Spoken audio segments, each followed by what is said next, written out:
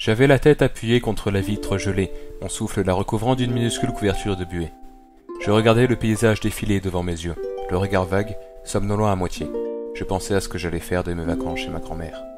Probablement lire une énième fois les mêmes bandes dessinées, ou faire du piano, même si je ne sais pas en jouer. J'oublie à chaque fois de prendre de quoi m'occuper dans ma valise.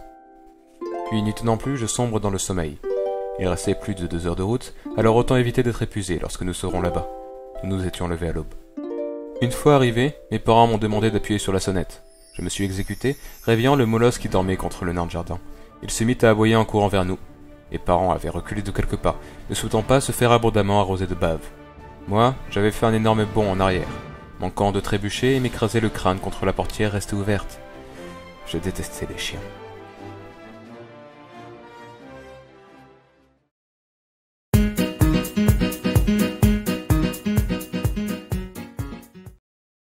Au bout de quelques secondes, ma grand-mère est venue nous libérer de la bête que j'avais fini par identifier comme étant un énorme lévrier.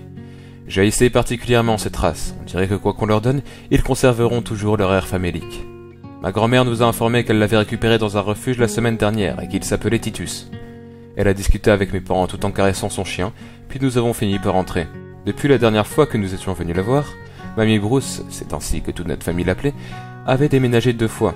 Ce n'est pas parce que nous ne lui rendions jamais visite, mais parce que sa première maison avait brûlé et la seconde avait une effroyable odeur dont la source n'a jamais pu être déterminée, même après avoir fait intervenir un spécialiste.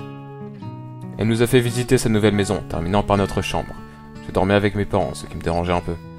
Il s'agissait d'une petite pièce, 9 mètres carrés tout au plus. Au fond se trouvait le lit dans lequel je dormais. Il était superposé, avec un bureau à la place du lit du bas. À droite de la porte, il y avait un second lit, double cette fois. C'était celui de mes parents.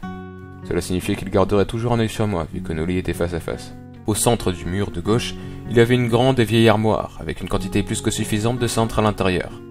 Le dernier élément de la pièce était une petite fenêtre située juste au-dessus de mon lit. Elle donnait directement sur le gigantesque olivier du jardin.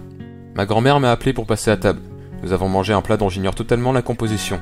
C'était une sorte de soupe dans laquelle baignaient de petits bouts de viande à la texture caoutchouteuse et dont le goût était tout simplement infâme. Je n'ai pas réussi à finir et ai dû batailler longuement avec mes parents pour enfin pouvoir laisser mon assiette de côté. Ma mère a eu la mauvaise idée d'ouvrir la fenêtre. Nous étions de nuit en plein été et nous nous sommes immédiatement fait envahir par les moustiques. Pour remédier au problème, nous avons aussitôt éteint la lumière, bombardé la pièce de spray anti-moustique et nous nous sommes enfermés dans nos chambres pour nous coucher. C'est ainsi que j'ai passé ma première nuit.